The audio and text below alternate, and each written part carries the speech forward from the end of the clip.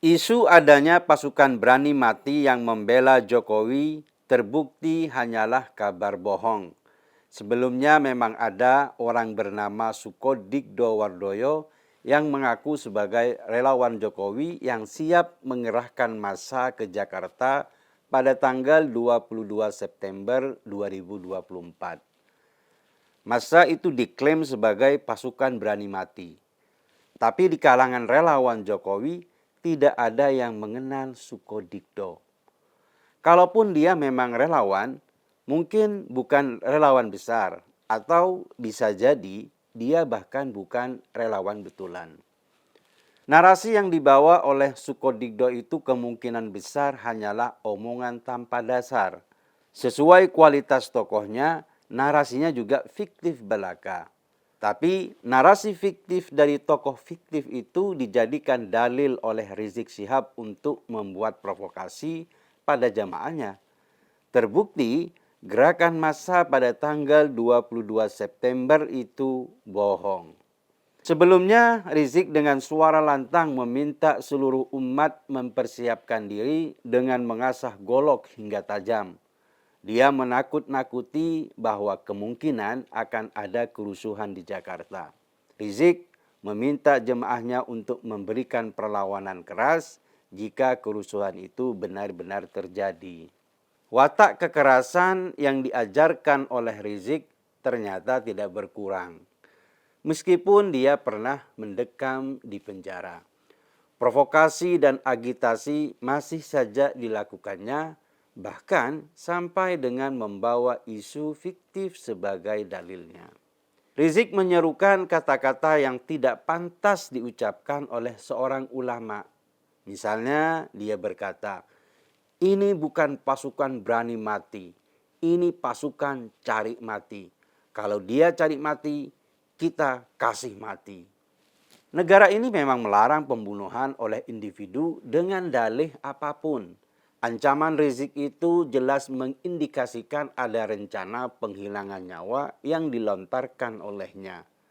Betapa mengerikan provokasi ini. Kalau sampai ada jemaahnya yang berpikiran sempit dan termakan oleh omongan Rizik. Mungkin gerakan massa itu memang tidak terjadi. Tapi narasi kebencian yang ditanamkan oleh Rizik telah tumbuh subur di hati jemaahnya. Rizik telah menyiapkan pasukan yang berani melanggar hukum. Dan itu bisa sewaktu-waktu diturunkan ketika mereka menemukan momentum. Selain ancaman pembunuhan, Rizik juga membawa isu kebangkitan PKI. Ini isu lama yang sering diserangkan pada Jokowi sejak tahun 2013. Isu yang tak masuk akal ini masih dipercaya oleh sebagian orang, termasuk oleh jemaahnya Rizik. Lagi-lagi dalam narasi kebangkitan PKI itu, Rizik membawa provokasi berbau kekerasan.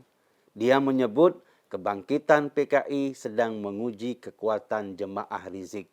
Kalau mereka lengah, kata Rizik, besok Habib disembelih. Lusa kiai dibunuh. Pesantren dan majelis taklim akan dibakar. Benar-benar berbahaya provokasi Rizik itu. Dia selalu menganggap sosoknya bisa mewakili Indonesia atau minimal mewakili Jakarta. Padahal Rizik itu dianggap tokoh hanya oleh jemaahnya sendiri yang tidak seberapa jumlahnya. Tapi narasinya dia seolah-olah mewakili Indonesia. Ujung-ujungnya Rizik mengaitkan semua itu dengan status Habib yang saat ini diragukan nasabnya tersambung kepada Nabi Muhammad.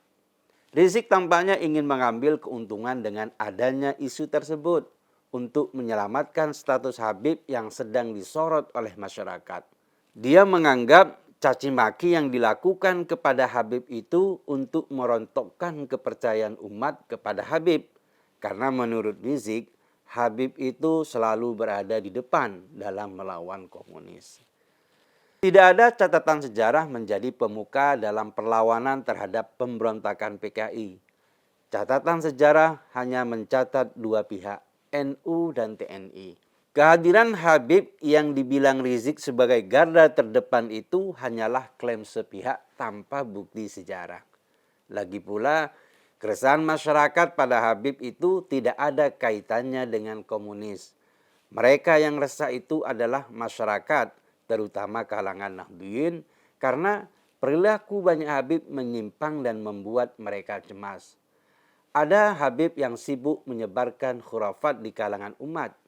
Ada Habib yang memalsukan sejarah pahlawan. Ada juga Habib yang memalsukan kuburan. Ada juga Habib yang minta sumbangan secara terang-terangan yang memberatkan umat. Masyarakat marah dengan kelakuan Habib yang nista itu. Makanya mereka bersorak ketika nasab Habib yang diklaim tersambung ke Nabi Muhammad itu tidak bisa dibuktikan. Ada dua hujah yang menentang klaim nasab Habib itu. Pertama, penelitian teks sejarah yang dilakukan oleh Kiai Imaduddin Utsman. Dalam kitab-kitab klasik sebelum abad ke-9, tidak ada bukti leluhur Habib bernama Ubaidillah itu ada. Baru pada abad ke-9, keturunan Ubaidillah menulis kitab sendiri yang mencantumkan leluhurnya itu sebagai keturunan Nabi dari jalur Ahmad bin Isa. Jadi, selama beratus-ratus tahun, tidak ada bukti otentik tentang keabsahan nasab leluhur Habib itu tersambung kepada Nabi Muhammad. Dalil kedua, berdasarkan bukti tes DNA, para Habib itu tidak berada pada kelompok DNA keturunan Nabi. Padahal mereka yang terverifikasi sebagai keturunan Nabi Muhammad, haplogrupnya itu J1. Tapi para Habib itu haplogrupnya G. Kelompok ini bahkan tidak termasuk sebagai orang Arab. Bukti-bukti itu membuat para Habib terpojok. Maka sekarang Rizik Syihab membuat narasi bahwa seolah-olah orang yang meragukan nasab Habib itu adalah komunis. Padahal tingkah laku orang-orang seperti Rizik itulah yang membuat masyarakat muak dan marah. Tapi Rizik bukannya introspeksi diri, malah sibuk menyalahkan orang lain. Meskipun Rizik menemukan panggung untuk kembali muncul dan membela nasabnya, ternyata isu yang dia bawa itu palsu. Tidak ada pengerahan massa yang katanya 20.000 orang itu. Tidak ada kebangkitan PKI. Tidak ada ancaman kerusuhan di Jakarta. Semua itu hanya imajinasi dan harapan Rizik saja. Para Habib hari ini memang sudah babak belur. Ibarat orang yang hanyut di sungai, rumput juga akan mereka jadikan pegangan.